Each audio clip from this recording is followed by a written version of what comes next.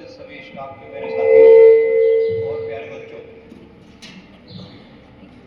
पंचायती राज एक ऐसी व्यवस्था जिसके द्वारा हम अपने गांवों में सुशासन लाने की प्रयास करते हैं और उसको परिपूर्णता के लिए वहाँ का स्थानीय प्रशासन गांव वाले लोगों की मदद से, उनकी सलाह से काम करता है और साथ में उनकी समस्याओं को निराकरण करने के लिए तत्पर रहता है।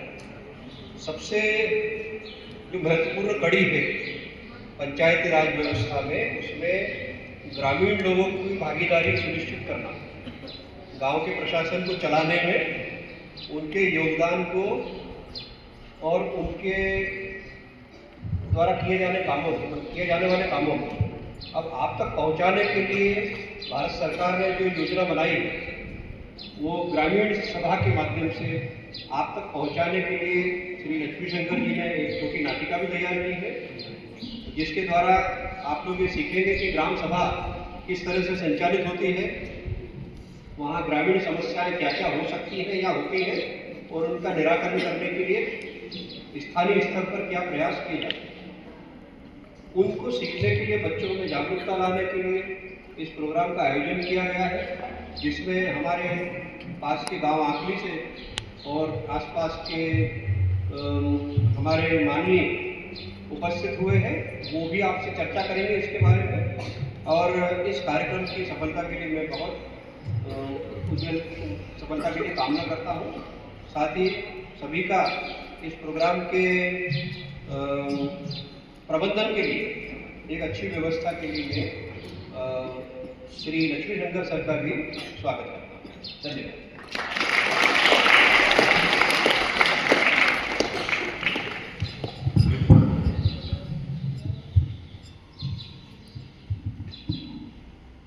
बहुत बहुत धन्यवाद साहब। अब मैं लक्ष्मी शंकर इस मॉडल यूथ ग्राम सभा के फैसिलिटेटर के रूप में आपको थोड़ा सा भारत की जो शासन व्यवस्था है उसके बारे में बताना चाहता हूँ। हमारे यहाँ त्रिस्तरीय व्यवस्था है, जिसमें केंद्र सरकार, राज्य सरकार और स्थानीय शासन पर व्यवस्थाएं लागू होती हैं। सबसे पहले हम सभी लोग अपने जो स्थानीय शासन है उससे मिलते हैं। बच्चों, ग्राम स्तर पर इसे ग्राम पंचायत के नाम से जाना जाता है, लेकिन ग्राम पंचायत जो है वो गांव के 18 वर्ष से ऊपर के जो भी मतदाता हैं उनसे चुनी हुई होती है, उनसे चुनकर बनती है। जैसे कि आप यहाँ सदस्यगण, सरपंच सबको देख रहे हैं, तो ये लोग गांव के लोगों द्वारा चुने हुए प्रतिनिधि हैं जो कि गांव की पूरी शासन व्यवस्था को संचालित करते हैं। लेकिन हम यहाँ ग्राम सभा की मीटिंग बात कर रहे हैं, यानी कि गांव में 18 वर्ष से ऊपर के सभी लोग और चुने हुए जो प्रतिनिधि हैं वो सब मिलकर ग्राम सभा बनाते हैं और ये गांव की समस्याओं को आपस में डिस्कस करते हैं, मिलजुल कर समाधान निकालते हैं। आज के हमारे प्रोग्राम में हम यही देखेंगे कि ग्राम सभा, ग्राम पंचायत ने कुछ एजेंडा पॉइंट डिस्कस किए हैं, जिनमें आपसी सहयोग, सरकारी सहायता और जितना संभव हो सकता है जागरूकता कार्यक्रमों को बढ़ावा देकर गांव की समस्याओं से निपटने का कार्य करेंगे। तो ये पूरा मॉडल यूथ ग्राम सभा भारत में पहली बार नवोदय विद्यालय, जवाहर नवोदय विद्यालय एवं एकलव्य मॉडल स्कूल्स में प्रारंभ की जा रही है। सरकार की पंचायती राज विभाग और शिक्षा विभाग की सोच यह है कि जितने ज़्यादा से ज़्यादा बच्चे जागरूक होंगे वो भविष्य के एक अच्छे नागरिक बनेंगे। अब मैं हमारे पास के आकली गांव के सरपंच महोदय से आग्रह करूंगा कि सर आए और 2 मिनट हमें कैसे ग्राम सभा संचालित होती है उसके बारे में बताने की कृपा करें। सर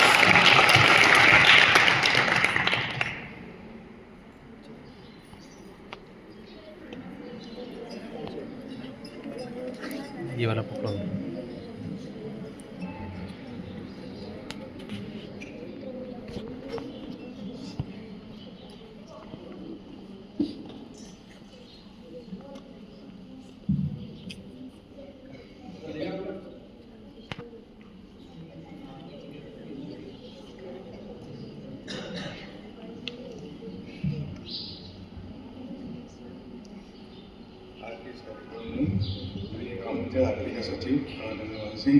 ग्राम सभा संचालन करने में सबसे पहले शासन की तरफ से कुल 4 ग्राम सभाएं आयोजित की जाती है, 2 अक्टूबर, 15 अगस्त, 26 जनवरी और 14 अक्टूबर। इसके अलावा शासन के निर्देशानुसार बिजली जरूरत पड़ सकती है तो ग्राम सभा का आयोजन किया जा सकता है। ग्राम सभा में ग्राम से संबंधित सभी विभाग के प्रभारी लोग उपस्थित होते हैं, वो सभी अपनी अपनी बात समझते हैं। उसके अलावा सरपंच, सचिव, रोजगार सहायक, डाटा ऑपरेटर वगैरह सभी उपस्थित रहते हैं। ग्रामवासी अपनी जो भी समस्या होती है वो उपस्थित अपने विभाग अपनी अपनी समस्या को रखते हैं और जो विभाग प्रभारी रहते हैं वो समस्या का समाधान का हल कैसे होगा, कैसे कर पाएगा, वो उसमें बताता है। उसके अलावा जो शासन से प्राप्त सहायता राशियाँ होती है उसके लिए वो फिक्स रखती है शासन की राशि को किस किस कार्यों पर खर्च किया जा सकता है। उसके अलावा अगर अलग से कोई विशेष कार्य आता है तो ग्राम पंचायत के सदस्य जो पेयजल कर या भवन कर राशि जमा करते हैं उससे राशि से वो कार्य किए जाते हैं। और जो भी समस्या होती है ग्राम लोग अपने आपस में रख के सरपंच महोदय के सामने अवगत कराते हैं। सरपंच महोदय सभी विभाग के प्रभारियों से चर्चा करके उसके ऊपर निर्णय लिया जाता है। इसी ग्राम सभा का आयोजन होता है।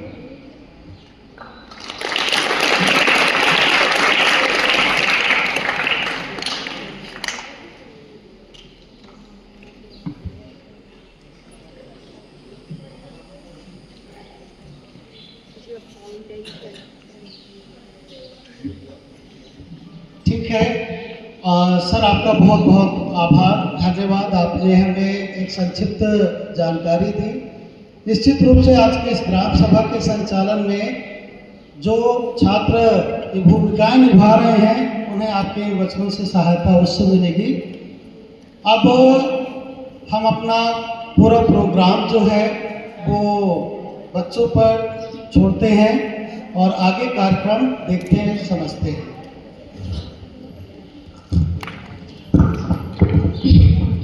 मैं रवीना दांगी इस मॉडल युक्त ग्राम सभा में सचिव की भूमिका निभा रही हूँ। मैं आज की इस मॉडल युक्त सभा में आप सभी का स्वागत करती हूँ। सचिव ग्राम सभा एवं ग्राम पंचायत और सरकार के बीच में एक ब्रिज का कार्य करता है तथा गांव में किए गए कार्यों और उस पर होने वाले खर्च का रिकॉर्ड रखता है। मुझे यह बताते हुए अत्यंत प्रसन्नता हो रही है कि ग्राम सभा की पिछली मीटिंग में ग्रामीणों द्वारा पीने का पानी एवं ग्राम में साफ सफाई की कमी की जो समस्याएं बताई थी उसे सरपंच जी के कुशल नेतृत्व में दूर की जा चुकी है एवं आज सभी के घर में हर घर नल योजना से पीने के पानी की सप्लाई की जा रही है एवं सभी ग्रामीणों के यहाँ टॉयलेट बनवा दिए गए हैं। अब मैं आज की इस मॉडल ग्राम सभा की मीटिंग के उद्देश्यों एवं पूर्व निर्धारित एजेंडा बिंदुओं से आपको अवगत कराना चाहती हूँ। जैसा कि हम जानते हैं कि ग्राम सभा में गांव के लोग अपनी समस्या एवं पूरे गांव की समस्या को बताते हैं तथा सभी लोग मिलकर उसका समाधान भी खोजते हैं। सरपंच जी एवं ग्राम पंचायत के अन्य सदस्यों के साथ मिलकर हमने कुछ पूर्व निर्धारित चर्चा बिंदु तैयार किए हैं। जैसे जो हमारा पहला एजेंडा पॉइंट है वो है गांव में खेलों को बढ़ावा देना और जो हमारा दूसरा एजेंडा पॉइंट है वो गांव में बच्चों की शिक्षा एवं विद्यालय भवन पर चर्चा है और जो हमारा तीसरा पॉइंट है वो महिलाओं के स्वास्थ्य की समस्या है और जो हमारा चौथा पॉइंट है वो है सरकारी योजनाओं का क्रियान्वयन और जो हमारा पांचवा पॉइंट है वो है सड़क, बिजली और नाली की व्यवस्था। अब मैं सरपंच जी से आज की इस ग्राम सभा को प्रारंभ करने की अनुमति चाहती हूँ, जिसके पश्चात गांव के लोग समस्या बता सकते हैं। धन्यवाद। मैं देवेंद्र, इस ग्राम सभा का सदस्य, मेरी तरफ से सरपंच साहब आपको और पूरे ग्रामवासियों को राम राम। मैंने अपना गांव में एक बहुत बड़ी दिक्कत देखी। हमारे साथ वो दिक्कत था सबके होते भी वो मोटी दिक्कत रहा। अपना गांव में छोरा खेले तो हो बड़ा बढ़िया खेले लेकिन बड़ा खेलने का सम्मान को जितने क्रिकेट खेला जा थोड़ा का स्टम्प को नहीं तो घंटा जमाने खेला लग गया कभी लकड़ी को पाटे तो किरवंती खेल लिया तो अड़ांटी अड़ा के लगी सके कारण के माता भी लगी जा हाथ पर तो लगी जा तो सरपंच माँ चाहती आग्रह है कि ती छोरा होते क्रिकेट को सम्मान उपलब्ध कराओ, बढ़िया विकेट लाओ, बल्ला लाओ और जो पूरी किट है वह दरवाड़ा उड़ा दे। धन्यवाद। सरपंच साहब, मैं युवराज ग्राम सभा का सदस्य।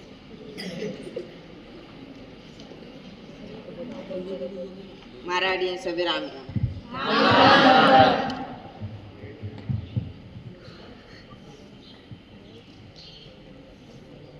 जैसा कि हमारा भाई देवेंद्र जी ने बताया है कि हमारे गांव में हम बच्चे बहुत अच्छे क्रिकेट खेलते हैं और हमारे गांव के बच्चे बस क्रिकेट ही नहीं और भी कई गेम बहुत अच्छे खेलते हैं। जैसे राकेश की नानी देखो कतरो बड़े बैडमिंटन खेले, वन डॉक्टर राकेश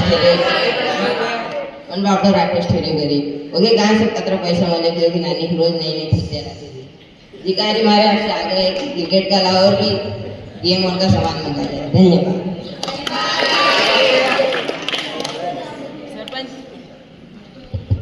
सरपंच जी, मैं भी इन दो की बात से सहमत हूँ क्योंकि अभी सामान मंगाना पड़ेगा क्योंकि अपना पड़ोस का गांव में बोर के एक छोरा का माथे पे बोल लाग गई और वो वहीं मर गया क्योंकि उसका खेलने का सामान नहीं था।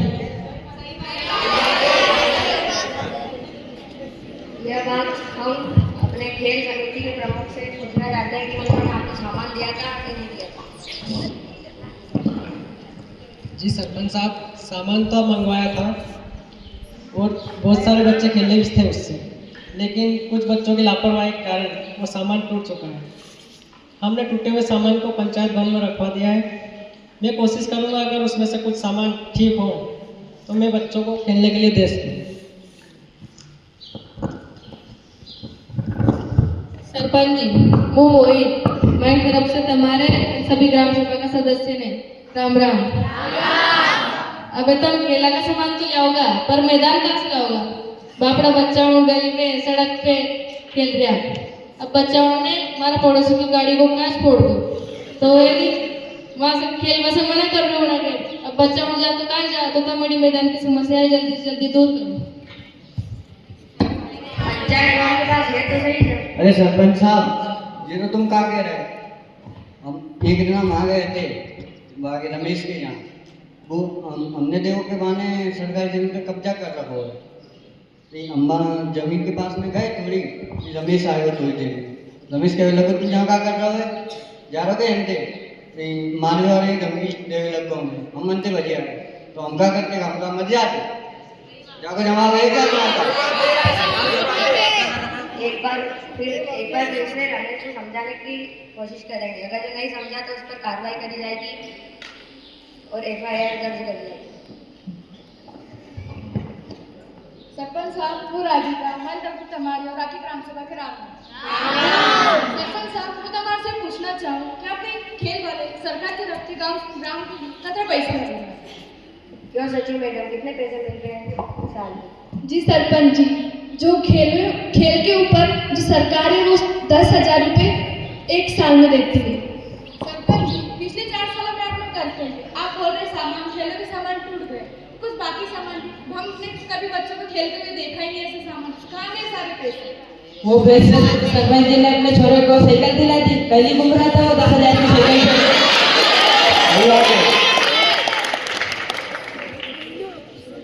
देखो भाइयों, ऐसा कोई बात नहीं है। सरपंच साहब भी तो घूम रहे हैं फॉर्च्यूनर में। देखो भाइयों, ऐसी बात नहीं है। वो बच्चों की लापरवाही की वजह से पानी के वो खेलते खेलते ग्राउंड में फेंक के चले जाते सामान, तो उनकी लापरवाही की वजह से वो बैट सड़ गया है और सड़ने के कारण वो बच्चों के पास सामान नहीं है। तो इसलिए अब हमने खेल समिति के प्रमुख से ये आग्रह किया कि वो दिलाएंगे। चलो सरपंच साहब, मान लीजिए कि अपने खेल को मैदान करेगी और खेल का सामान मंगेगी, जना सब चीज़ों को कहीं मतलब तो जना सब बच्चा खिलाड़ी के लिए कोई इंसान नहीं तो कोई जना कोई अच्छे इंसान मिल जाए जना पूरा नियम कानून की गेम सिखा दे तो और अच्छा रहेगा। मैं आपसे आग्रह देखो, हमारे पूरे गांव में एक साल में इतना फंड या फिर ये इतना ये नहीं आती है पैसे सरकार की तरफ से जितने में हम खोज या खेल सके। तो इसलिए हम ये हमारा मोहित ये जो क्रिकेट में जिला स्तर पर इन्होंने पुरस्कार पाया, उन्होंने इन्होंने कबड्डी में राज्य स्तर पर और ये इधर रहना इन्होंने खो खो में राज्य स्तर पर पुरस्कार पाया। तो मैं इनसे कहना चाहूँगा कि ये थोड़ा सा टाइम निकाल कर हमारे गाँव के बच्चों को थोड़ा सिखा सके। सही बात है। सरपंच जी, मेरे पास एक सुझाव है। जैसे कि राधिका बहन ने कहा, इधर कुछ भाइयों ने कहा, मैं